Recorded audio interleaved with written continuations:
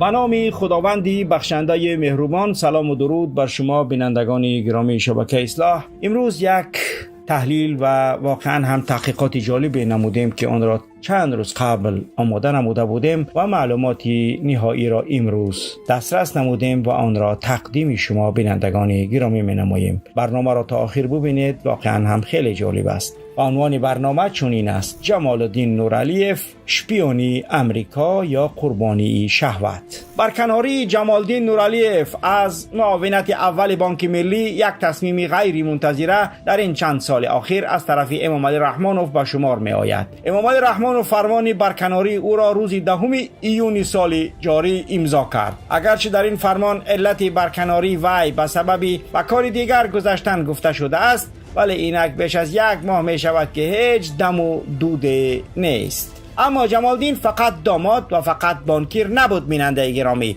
و از بقیه دامادهای امام علی رحمانوف فرق داشت. جمال الدین تا ساعات برکناری چشم و گوش رحمانوف در عرصه اقتصاد و ویژه بلاک مالیوی و نظام بانکی تاجیکستان به حساب می رفت. سیاست قرضی و پول و بیوجت کشور را نظارت و اداره می کرد. مناسبت حکومت رحمانوف با نهادهای بین المللی مالیوی، بانک جهانی، صندوق بین المللی پول، بانک آسیای رشد، بانک رشد اسلامی، خلاص همه مؤسسه های مربوطه را تعیین و تحریر می کرد. از لیوبیمچیک های رحمانوف و عزیزترین های عائله بود.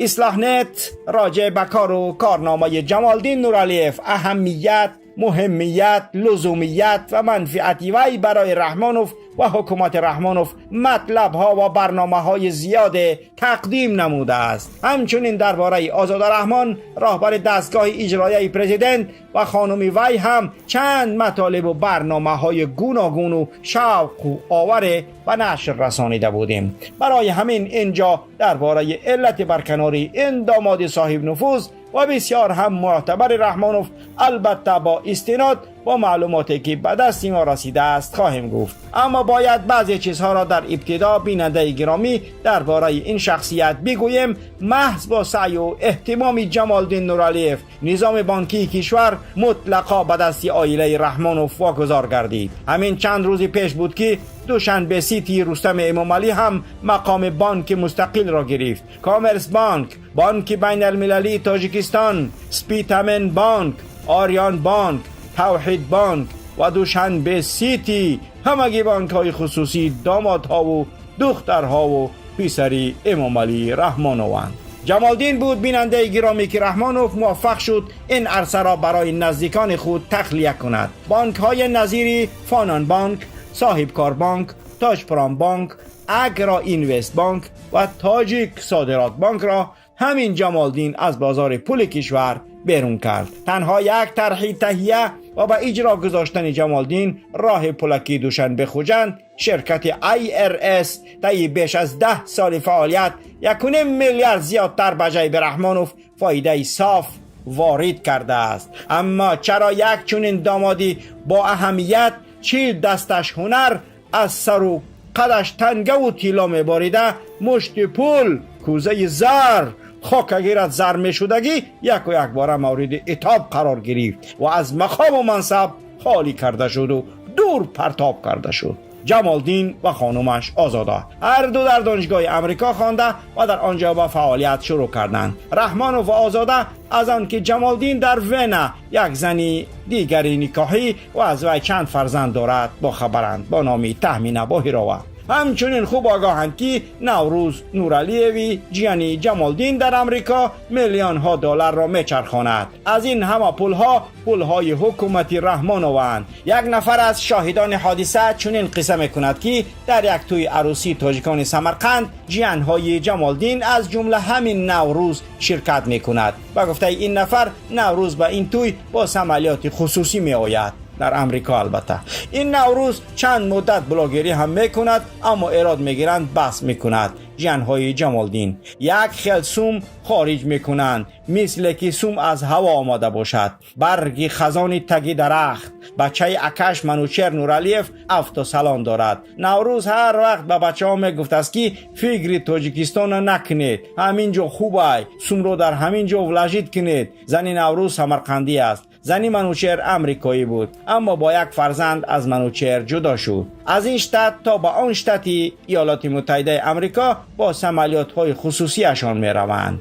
جیان‌های جمالدین نورعلیف هستند دیگر. اساساً سپانسری سفارت تاجیکستان در امریکا همین هایند، ولی معلوم نیست که آنها چی بیزنسی دارند. البته بیزنسشان همان پول‌هایی که جمالدین غارت میکند و میفرستد، اینها آنها را اداره میکنند. دیگر چی بیزنسی میتوانند این دو ملک اساس داشته باشند؟ رسانه ها نوشته بودند که جمالدین تقریبا در همه نقاط آبشاری عالم صورت حساب های وزبین دارد که در این خزینه ها جدا از درآمدهای عمومی اویلوی نورهای خود را جمع آورده است. همچنین این سر و صداها که در داخل بناهای محتشمی واهمناکتر از قصرهای شیخهای عرب را دارد و در دبی، ابوظبی یعنی امارات متحده عرب و در واشنگتن و ویرجینیای ایالات متحده امریکا، استانبول ترکیه، بارسلونا اسپانیا و لندن صاحب منازل گران ارزش می باشد. نیز رسانه ها نه یک بار و دو بار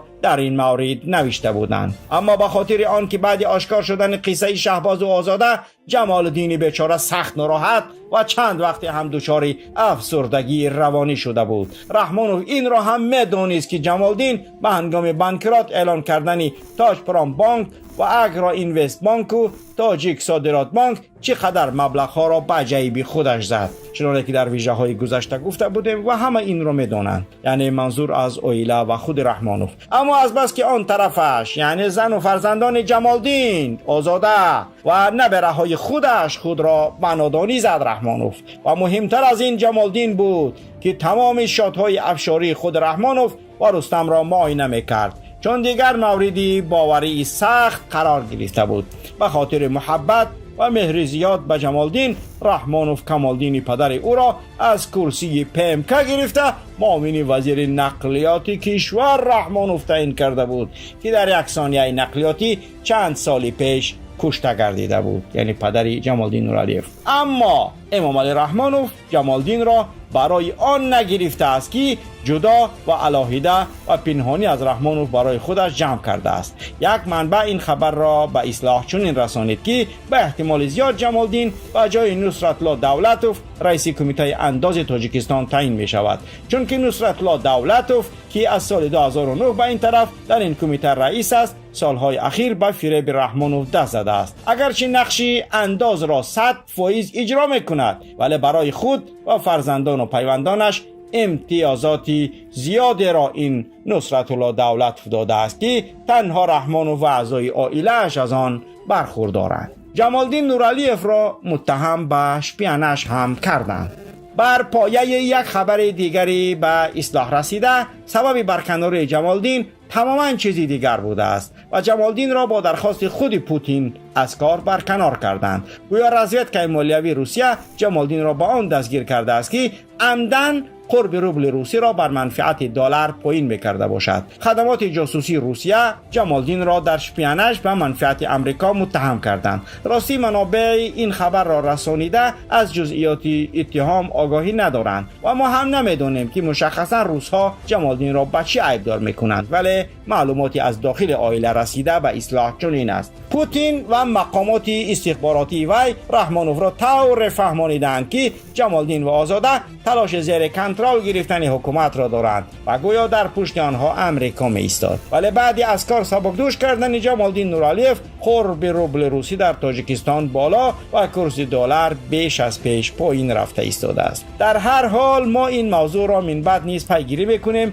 و رسیدن معلوماتی نو حتما شما را آگاه خواهیم کرد. اگرچند در این روزها میبینیم قرب روبل روسی باز هم پایین آمد، ولی خوب دیگر آنچه که به ما رسیده بود بینندگان گرامی چون این چیز را حکایت میکرد. براستی بینندگان گرامی خبر دیگر در این رابطه می شود ذکر کرد که رحمانوف یا آزاده و یا جمالدین را به یکی از سفارت‌های کشورهای غربی به احتمال زیاد امریکا منصوب کرده و می خواهد که با این طریق هم گروگان خود را از چنگال پوتین و هم دامن داماد و دخترش را از دست تفتیشات رها کند. یعنی این زوجه محترم عائله رحمانوف، جمالدین و آزاده به در غم شوند.